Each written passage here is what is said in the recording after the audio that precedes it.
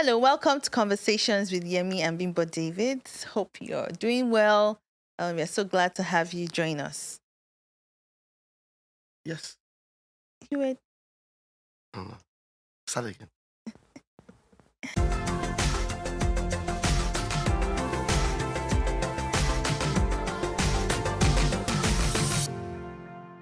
Conversations.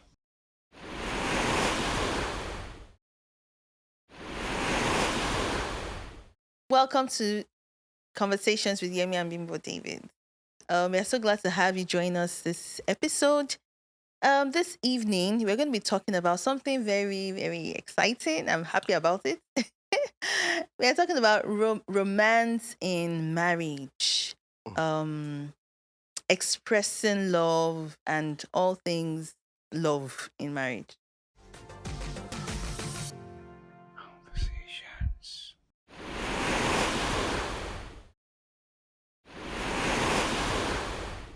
Glad to be with you again today. As you said, I think it's an exciting topic, especially when we realize that for most people, before they got married, they appear romantic. You see a man go out of his way to take his fiancée to the restaurant or outings. And then as people settle in marriage, that aspect begins to fade away and it can now become a very boring home. Many need to rekindle the romance in their home. And this is a good time to discuss this anyway as we approach Christmas.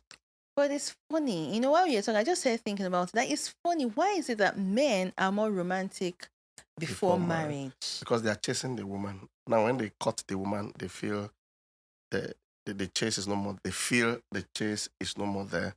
And that's a very wrong way of thinking. I feel the chase should continue till death in that sense. It's a mindset too.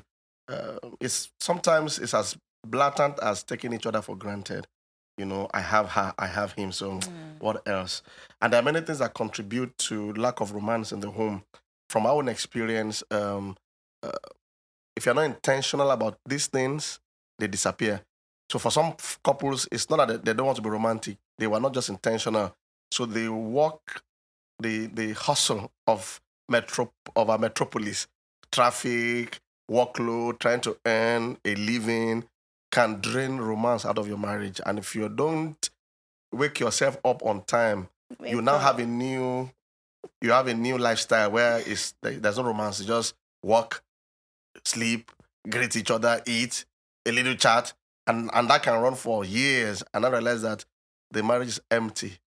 But it is also very dangerous because there's a part of each one of you that longs for that because it's part of God's makeup for us. So that when that aspect has been starved, and you don't even know it's starved, you just maybe encounter someone in your place of work or in the marketplace or somewhere, and they just, Yeah, but some people, rekindle that, for some people, they just don't know what it means to be romantic. A lot of African men I feel don't know what it is to be How because, do- sweetheart, people remember? know. How did they do it before marriage? I agree that there has to be some talk about detailing of romance. But before we got married, which is even more impactful, is always organic. The childlike way of expressing your love for your So yeah, wife. for many people, before Yes. they got the married, they writing were of thinking letters. about sex. So everything was leading up to I don't the think sexual. so. Yes, for the Yeah, men, sex. No, I don't that's what think they so. were thinking about. If you love someone, you want to please them, buying up perfumes, writing letters to them. It's not about sex. It's Okay. a friendship. If you love the person, you're not arranging marriage, not marrying 13 people. So why is it that even now, when I want to kiss you, it's very hard. You're shy.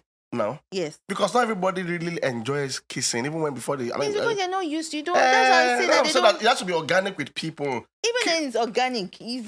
Are we not married? It's not organic. But you would not be. I'm shy. I'm shy now, and sometimes we both need to brush our teeth regularly.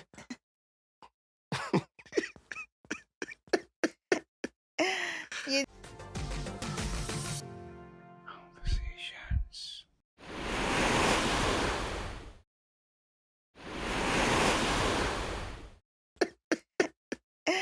You didn't just say that.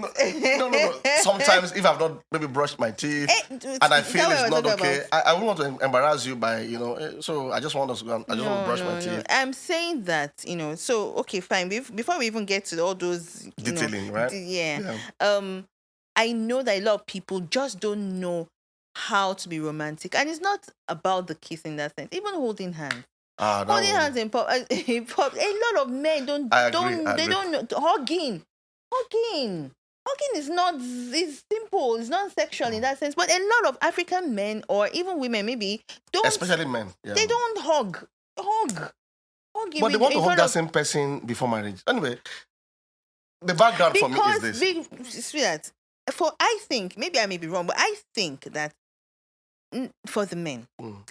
before marriage, even you see some men that are even married, they are fantasizing about a woman. It is How do you know always, the man is fantasizing? wait No, but sorry. now. How do you know? You're in the person's mind, or is it when we tell you we're fantasizing? No, it's true. How do you know the man is fantasizing about another woman? I know, I'm a woman. A woman Okay. will know. A Okay. woman will know. The eyes rove, don't they? Eyes? Yes. What if I'm meditating on something else? Okay, continue. God. Continue. There's something that they have in mind. It may not even be the sex in that Yeah, sense, it's just- but there's an end. There's something else behind that, longing of, okay, I want to hug someone that is not your wife or whatever. There's something, you just feel like there's something special about it. Let me break it down and then maybe Bimbo will help unpack it a bit. Number one, when we say romance, because some people are thinking, what is it? What is it? It's about friendship. Nothing helps any marriage. Nothing helps a marriage like friendship. Okay, even when you have sometimes maybe Yeah. some misunderstanding or maybe some mild disagreements or whatever, when you are true friends, you find a way of settling. So I believe that romance is a strong subset of that friendship. That means that friendship is not like any other friend that you have. You have other friends, but this friend that you have access to them, their body, each other's fullness. You understand? So, but for me, it's friendship. Yeah. And if you want to build friendship in that home, and many of us need to recover that. Scripture says, "He that hath friends should be Show himself friendly. show himself friendly." So I think there's an aspect of friendliness in behavior. Nothing pitches somebody away from you when you are not friendly. So that comes to the way you talk to your husband, the way you talk to your wife. Sometimes the reason why the romance is not as vibrant as it should is because of wrong language. The other thing I want to say is I think people take each other for granted. You can't have sustained romance if there is no attraction.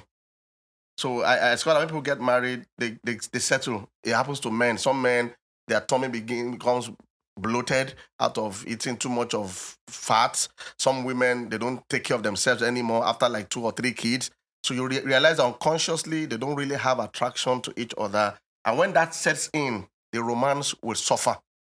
So I think those are the critical areas that we need to actually realize. And then the third one has to do with what each other, what you like, love languages. We've talked about love languages forever. Yeah, but before we get to Yeah. love languages, I think also we also need to talk about the social media aspect, because for people, they equate romance to what they see. Okay, flowers or taking someone to the restaurant. Then there is a public part of it that people think that's what romance. And I just realized that even for our parents, some of them are, our parents are elderly. But I think I want to just stress on that friendliness you talked about. Friendship, yeah. Friendship. Yes, there are times with that where a man's tummy may be bloated. A woman's tummy may be bloated in that sense.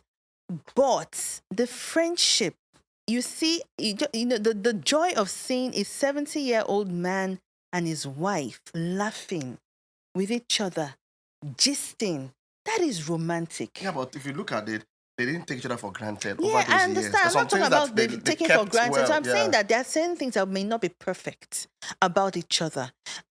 After children, sometimes the woman's body doesn't recover. I'm not saying they take each other for granted. I'm just saying that certain things may not be perfect physically. However, when there's that friendship, it trumps every other thing. The fact that you can sit down, laugh with your spouse, even the endearing names that you hear. Some of these are elderly. Parents call each other my sweetheart, my baby. Lori. It just makes you feel that what, in spite of the years of conflict, in years of experience or whatever it is that they've gone through, there's still something that they have that is just unique to them. It could be a gist that they just talk about some years ago. And yeah, they just remember. Do you remember what happened? Or even with us, that even in church, So I'm saying that romance is not just about like we're talking about the kissing, the holding hands, just the laughing together. There are times in church when we are in church and we just laugh, and we laugh at each other, we laugh at things. I think that's romantic. But what I'm trying to say is that that's romantic. But all those other things, if those things are not there, I agree. will not happen. No, I agree So we need with to you. fix those areas. I'm just speaking to the fact that some people don't even understand what this romance we're talking about means. Conversations.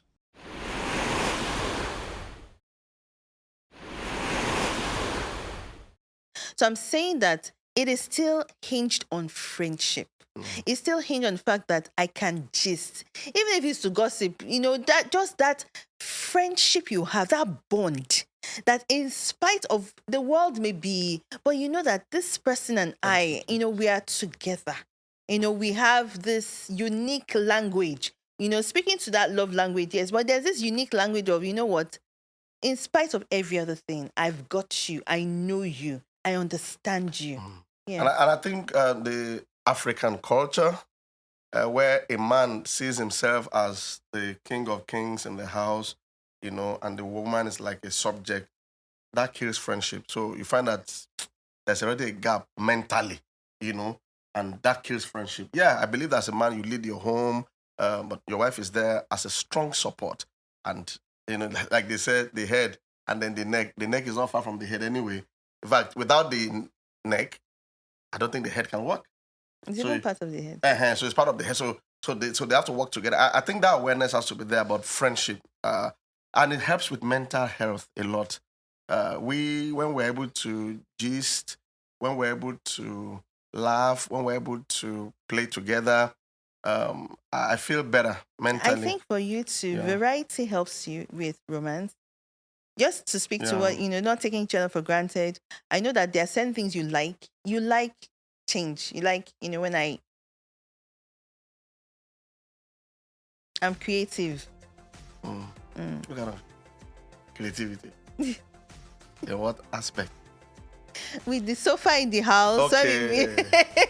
when we change the way it's arranged.